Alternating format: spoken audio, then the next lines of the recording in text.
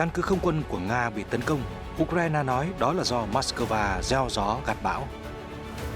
Cựu chỉ huy Nga nói Moscow không thể ngăn Ukraine tấn công lãnh thổ. Tại sao như vậy?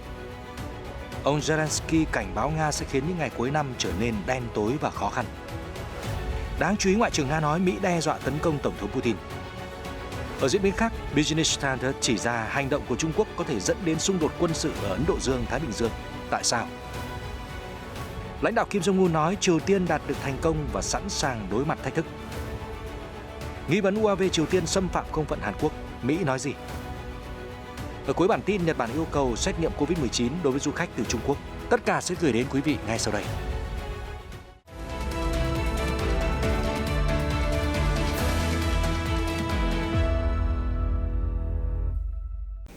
Chào mừng quý vị đang đến với chương trình tin quốc tế. Mở đầu bản tin thì mời quý vị cùng chúng tôi tiếp tục cập nhật những diễn biến liên quan đến cuộc xung đột nảy lửa ở Đông Âu. Thưa quý vị, CNN đưa tin hôm 27 tháng 12, một thiết bị bay không người lái đã tấn công cơ sở quân sự của Nga ở thành phố Angers, phía tây của tỉnh Saratov thuộc Nga, khiến cho 3 quân nhân của xứ sở Bạch Dương thiệt mạng. Phát ngôn viên lực lượng không quân Ukraine Yuri Ginat không nhận trách nhiệm liên quan đến vụ việc.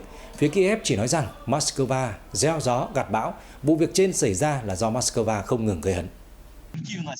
Cụ thể, ông Ginat nói, nếu người Nga nghĩ rằng xung đột sẽ không ảnh hưởng đến khu vực hậu phương của nước này hay bất kỳ nơi khác, thì rõ ràng họ đã nhầm to. Như chúng ta thấy, những vụ như vậy đang xảy ra ngày càng thường xuyên hơn. Chúng tôi hy vọng điều đó sẽ có lợi cho Ukraine. Trong khi đó, vào hôm 26 tháng 12, phát ngôn viên của lực lượng an ninh và quốc phòng miền Nam Ukraine đã cảnh báo khả năng Nga tấn công trả đũa. Người phát ngôn nói rằng cảnh báo này gợi nhớ đến sự kiện ngày 5 tháng 12 khi Nga mở các đợt tấn công tên lửa quy mô lớn. Rút kinh nghiệm từ lần trước, chúng ta nên chuẩn bị cho tình huống Nga đáp trả, lên kế hoạch phòng vệ và chuẩn bị nơi trú ẩn an toàn.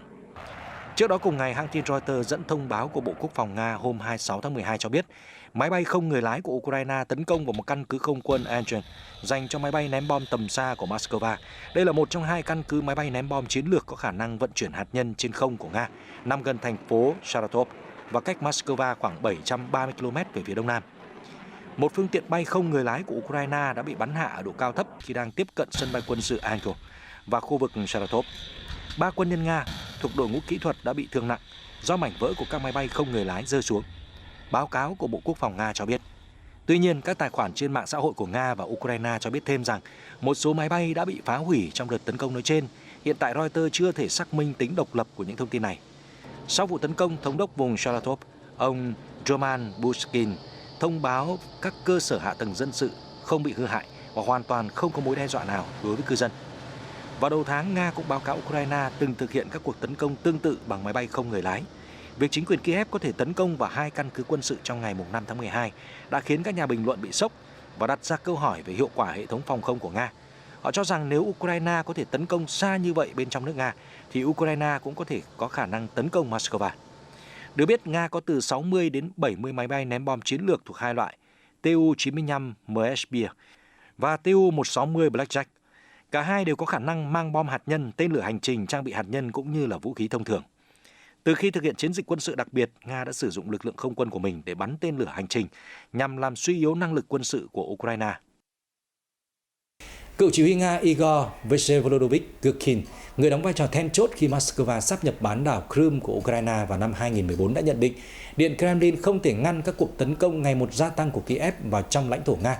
Tại sao như vậy? Xin mời quý vị tiếp tục tìm hiểu. Ông Igor Vsevolodovich Girkin, được biết đến với bí danh là Igor Ivanovich Shchenkov, ngày 26 tháng 12 đã đăng trên trang Telegram nội dung các hệ thống vũ khí cũ của Liên Xô vốn không được trang bị năng lực đối phó phương tiện bay không người lái UAV của đối phương, cũng như các hệ thống tên lửa pháo binh cơ động cao HIMARS.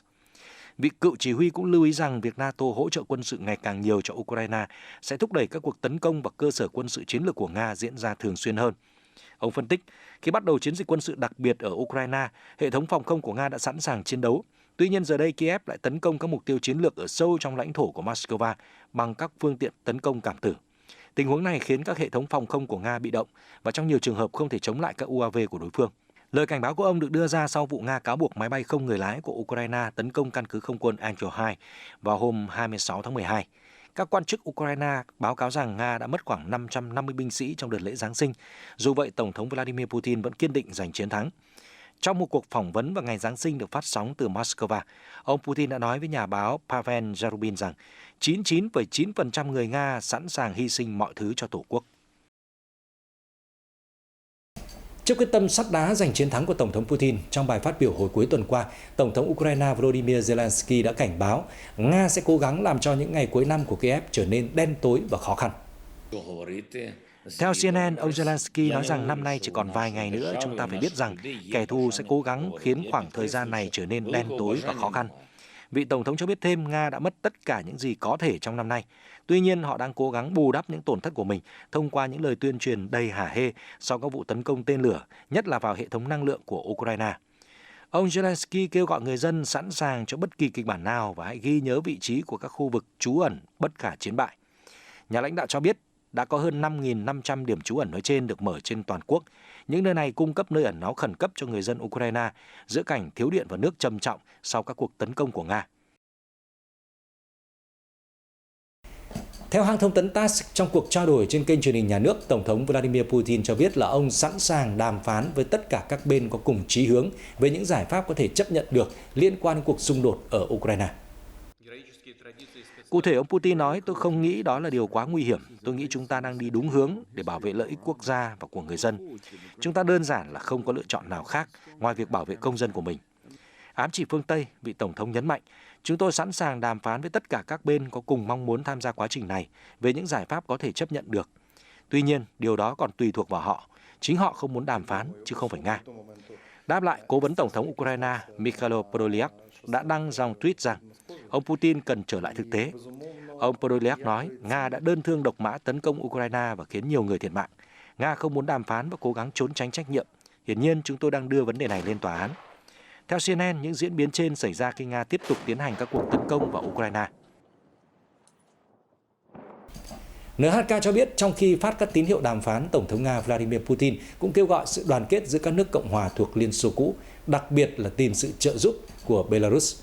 Thông điệp được ông chủ điện Kremlin đưa ra trong hội nghị thượng đỉnh của cộng đồng các quốc gia độc lập.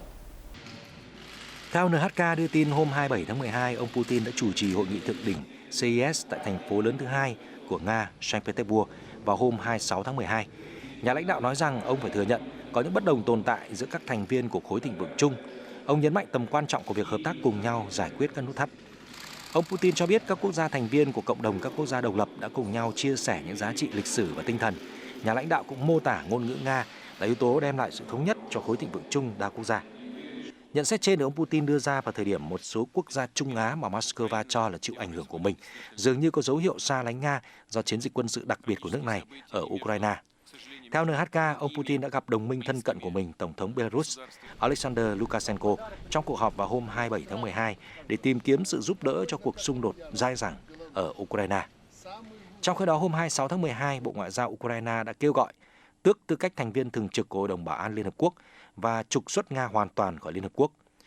Ukraine nói rằng Nga đã giữ một ghế thành viên thường trực được chuyển từ Liên Xô cũ mà không thông qua thủ tục hợp pháp. Phía Kiev nói rằng Moscow không đáp ứng các tiêu chí cốt yếu để trở thành thành viên của Liên Hợp Quốc, nói rằng Hiến chương Liên Hợp Quốc quy định rõ ràng rằng tư cách thành viên của Liên Hợp Quốc dành cho tất cả các quốc gia yêu chuộng hòa bình. Ở diễn biến khác đáng chú ý, trong cuộc phỏng vấn với TASS hôm 27 tháng 12, Ngoại trưởng Nga Sergei Lavrov cho biết những tuyên bố của các quan chức ẩn danh từ Lầu Năm Góc về một cuộc tấn công phủ đầu vào Điện Kremlin hé lộ mối đe dọa từ một vụ công kích có chủ đích nhắm vào Tổng thống Nga. Ông Lavrov nói Washington dẫn đầu nhiều nước khác tạo ra mối đe dọa lớn khi một số quan chức ẩn danh từ Lầu Năm Góc thực sự đã lên tiếng đe dọa thực hiện cuộc tấn công phủ đầu vào Điện Kremlin, mà thực tế đây là dấu hiệu bùng nổ hiểm họa liên quan đến một vụ tấn công Tổng thống Nga. Ngoại trưởng Nga nói nếu ai đó cân nhắc ý tưởng như vậy thì tốt hơn người đó nên suy nghĩ về những hậu quả có thể xảy ra. Hơn nữa, nhà ngoại giao hàng đầu của Nga cũng nhắc lại tín hiệu mà ông cho là thể hiện tư tưởng đối đầu của phương Tây trong lĩnh vực hạt nhân. Ông Lavrov nói có vẻ như phương Tây đã trút bỏ mọi sự cẩn trọng. Cựu Thủ tướng Anh Liz Truss là một ví dụ sống động cho điều đó, khi bà ấy tuyên bố trước công chúng trong chiến dịch bầu cử rằng bà sẵn sàng ra lệnh tấn công hạt nhân. Vị Ngoại trưởng nói thêm, tôi không đề cập ở đây những hành động khiêu khích thái quá của chế độ Kiev. Tổng thống Volodymyr Zelensky đã cố gắng thuyết phục các quốc gia NATO thực hiện các cuộc tấn công hạt nhân phủ đầu chống lại Nga. Điều này vượt quá giới hạn. Chúng tôi cũng đã nghe những tuyên bố tồi tệ hơn nhiều từ các quan chức của chế độ Kiev. Thưa quý vị, trong cuộc phỏng vấn gần đây thì Ngoại trưởng Nga Sergei Lavrov cho biết ở Moscow và Washington không thể duy trì quan hệ đối thoại bình thường do Tổng thống Joe Biden luôn duy trì tư thế đối đầu.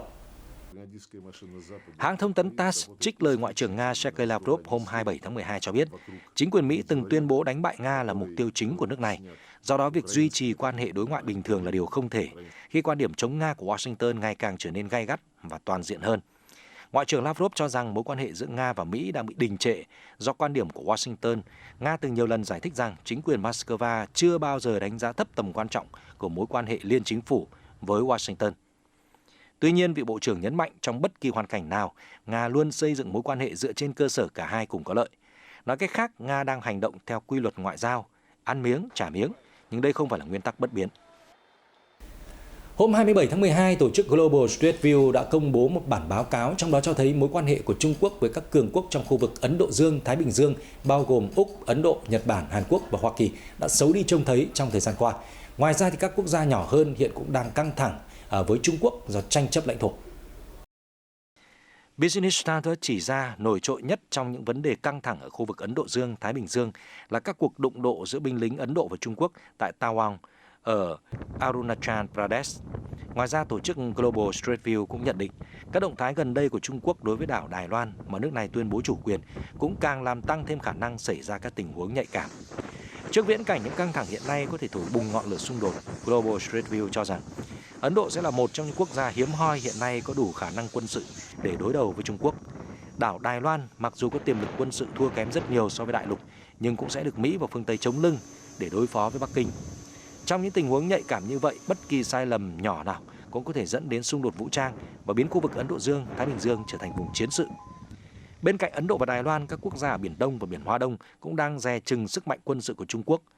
Nhật Bản từ lâu đã bày tỏ lo ngại về tuyên bố chủ quyền của Trung Quốc đối với quần đảo tranh chấp Senkaku mà Bắc Kinh gọi là điếu ngư.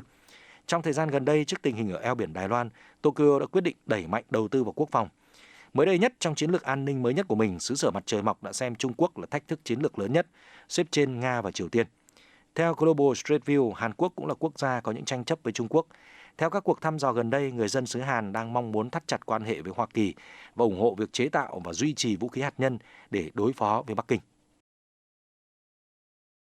Trong khi đó, khu vực bán đảo Triều Tiên cũng đang nổi lửa. Thưa quý vị, Cơ quan Thông tấn Trung ương Triều Tiên cho biết, tại cuộc họp Ban chấp hành Trung ương Đảng Lao động được tổ chức hôm 26 tháng 12 tại Bình Nhưỡng, lãnh đạo Kim Jong-un đã kêu gọi mọi người dân mạnh mẽ hơn để vượt qua giai đoạn khó khăn và thử thách của đất nước. Theo trang tin Republic World, trong đoạn phát biểu mở đầu, lãnh đạo Kim Jong-un cho rằng kể từ khi tổ chức hội nghị Ban chấp hành Trung ương Đảng vào đầu năm 2021, Triều Tiên đã trải qua một giai đoạn đầy khó khăn và thách thức, như phải thực hiện cuộc đấu tranh cách mạng 10 năm. Tuy nhiên, ông tuyên bố rằng đất nước đã đạt được một số thành công sau quá trình gian khổ. Sức mạnh của Triều Tiên đã tăng lên đáng kể trong các lĩnh vực chính trị, quân sự, kinh tế và văn hóa. Sau khi vượt qua những khó khăn và đạt được những bước tiến thiết thực, Triều Tiên cần vạch ra chiến lược để đấu tranh mạnh mẽ và tự tin hơn nữa. Về mối quan hệ với Mỹ, Bình Nhưỡng sẽ không quay lại bàn đàm phán đến chừng nào Washington chưa thay đổi các chính sách mang tính đối đầu. Ông Kim Jong-un nhấn mạnh. Được biết, cuộc họp của Đảng Lao động dự kiến sẽ kéo dài vài ngày và lãnh đạo Kim có thể sẽ giải quyết các vấn đề về quân sự và kinh tế trong các phiên họp sau. Một số nhà phân tích cho rằng lãnh đạo Kim Jong-un đang cần những tuyên bố mang tính cổ vũ để thúc đẩy các dự án củng cố kho vũ khí. Bên cạnh đó, Triều Tiên cũng cần giải quyết các vấn đề kinh tế khi đối mặt với nhiều lệnh trừng phạt do Mỹ dẫn đầu, với mục đích kiềm chế tham vọng hạt nhân của Triều Tiên. Trong khi đó, một số chuyên gia nhận định lãnh đạo Kim có thể sử dụng cuộc họp để tái khẳng định quyết tâm mở rộng kho vũ khí hạt nhân, đồng thời giới thiệu vũ khí công nghệ cao để đối phó Mỹ và Hàn Quốc, đồng thời đề cập đến việc phục hồi các chương trình an sinh xã hội vốn đã bị ảnh hưởng sau đại dịch. Theo trang tin Republic World, trong năm nay, quân đội Triều Tiên đã thử nghiệm các vụ phóng tên lửa với số lượng kỷ lục, trong đó nhiều loại tên lửa mang đầu đạn hạt nhân có khả năng vươn tới lãnh thổ của Mỹ và các đồng minh của Hoa Kỳ như Hàn Quốc và Nhật Bản. Để đáp trả, Mỹ gia tăng các biện pháp trừng phạt đối với Triều Tiên và liên tục thực hiện các cuộc tập trận chung với Hàn Quốc. Thưa quý vị, Washington đang tổ chức các cuộc tham vấn với Seoul về việc máy bay không người lái của Triều Tiên nghi đã xâm phạm không phận Hàn Quốc, đồng thời tái khẳng định sự hỗ trợ của Mỹ đối với quốc gia đồng minh, hãng thông tấn Yonhap cho biết. Hãng thông tấn Yonhap của Hàn Quốc dẫn lời phát ngôn viên của Hội đồng An ninh Quốc gia Nhà Trắng cho biết, Mỹ đã nhận được báo cáo các máy bay không người lái của Triều Tiên băng qua đường phân cách quân sự với Hàn Quốc hôm 26 tháng 12. Mỹ đang tham khảo ý kiến chặt chẽ với Hàn Quốc về ý đồ của các đợt xâm nhập này. Bên cạnh đó, Hàn Quốc cần đảm bảo sự toàn vẹn lãnh thổ và Mỹ sẽ không thay đổi cam kết bảo vệ Hàn Quốc. Phát ngôn viên cho biết thêm.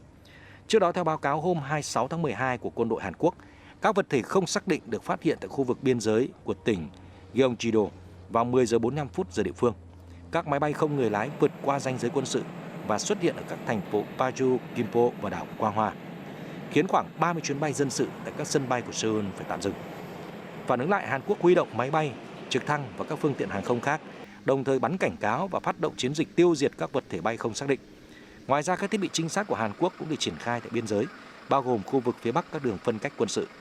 Theo hãng thông tấn TASS, một máy bay Kai KT-1 Gwangbi của Hàn Quốc bị rơi vì lý do không xác định vào 11 giờ 39 phút giờ địa phương. Báo cáo sau đó cho biết là không có thương vong sau vụ việc. Được biết, lần cuối máy bay không người lái của Triều Tiên vi phạm biên giới Hàn Quốc là vào năm 2017. Thưa quý vị, vụ việc lần đầu tiên UAV Triều Tiên xâm nhập vùng trời Hàn Quốc trong 5 năm qua và hiện diện trong khoảng 7 giờ đã khiến một số cư dân của thủ đô Seoul, Hàn Quốc vô cùng lo ngại. Cư dân Kim Ji-won, 39 tuổi ở quận Yeonpyeong nói, tôi lo sợ khi nghĩ về điều gì sẽ xảy ra nếu những máy bay không người lái đó mang theo bom và gây ra chiến tranh hoặc những điều tồi tệ khác. Là một công dân bình thường, tôi không thể làm gì nếu điều đó thực sự xảy ra. Nói về phản ứng của lực lượng Hàn Quốc, bà Kim nhận xét, tôi nghĩ rằng phản ứng của Hàn Quốc không đủ mạnh và nhanh chóng như tôi nghĩ. Có lẽ là nước chúng tôi đã quá phụ thuộc vào quân đội Hoa Kỳ. Trong khi đó, cư dân quận Yeonpyeong, 27 tuổi, chia sẻ, tôi không xem đó là mối đe dọa thực sự. Nó giống như một điều thường xảy ra giữa Triều Tiên và Hàn Quốc, nên nó không quá ảnh hưởng đến cuộc sống của tôi. Tuy nhiên, dù gì đi chăng nữa, tôi nghĩ chúng tôi vẫn phải chuẩn bị các phương án phòng vệ. Ở diễn biến khác, thưa quý vị, cơ quan biên phòng Kyrgyzstan cho biết quốc gia này và Tajikistan đã đồng ý ngăn chặn tình trạng căng thẳng leo thang ở biên giới sau khi lãnh đạo lực lượng biên phòng đôi bên hội đàm tại làng Boboduk của Kyrgyzstan. Hãng tin Sputnik News cho hay tại buổi làm việc hôm 26 tháng 12, lãnh đạo cơ quan biên phòng hai nước đã trao đổi về việc triển khai các nghị định thư đã ký kết trước đó nhằm ổn định tình hình khu vực biên giới.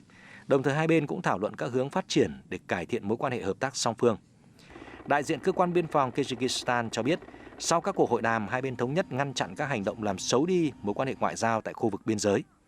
Các bên thống nhất quan điểm rằng việc tăng cường an ninh và lòng tin, duy trì hòa bình và ổn định ở biên giới Kyrgyzstan và Tajikistan là một đóng góp quan trọng để duy trì hòa bình và ổn định ở khu vực Trung Á. Người đại diện cho biết thêm, theo hãng tin Sputnik News, biên giới giữa Kyrgyzstan và Tajikistan thường xuyên xảy ra đụng độ khi không được phân định rõ từ khi Liên Xô tan rã. Lần cuối cùng căng thẳng giữa hai nước leo thang là vào tháng 9. Sau các cuộc đụng độ, Kyrgyzstan báo cáo có ít nhất 63 người thiệt mạng và 198 người khác bị thương. Trong khi đó, Tajikistan cũng cho biết là có 41 người thiệt mạng và 30 người bị thương. Thưa quý vị, một trận bão tuyết dữ dội vừa càn quét một thị trấn tại Buffalo, thành phố phía tây New York, khi thời tiết khắc nghiệt làm tê liệt cả khu vực vào cuối tuần lễ Giáng sinh và khiến hơn 20 người thiệt mạng. Theo hãng tin Reuters, hình ảnh hôm 25 tháng 12 cho thấy trên khung nền trắng xóa, những cơn gió mạnh đang lướt qua những cành cây trơ trọi và phủ tuyết lên một chiếc xe ở Tonawanda, khu vực ngoại ô thành phố Buffalo. Được biết, sau khi cơn bão đổ bộ hôm 23 tháng 12, tuyết tiếp tục phủ dày 1,2 mét tại Buffalo, nhưng thành phố đã đứng vững trước cơn bão mà thống đốc mô tả là thảm họa chưa từng có. Các quan chức xác nhận tính đến ngày 26 tháng 12, số người thiệt mạng liên quan đến cơn bão này tại thành phố Buffalo và phần còn lại của hạt Erie đã tăng lên 27. Theo thống kê của NBC News, tính trên khắp nước Mỹ có ít nhất 60 người thiệt mạng trong các sự cố liên quan đến thời tiết.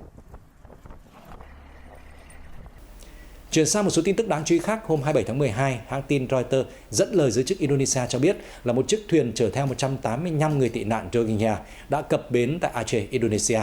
Trước đó một ngày, một chiếc thuyền khác chở theo 57 người Rohingya khác cũng đã cập bến tại đây sau gần một tháng lênh đênh trên biển.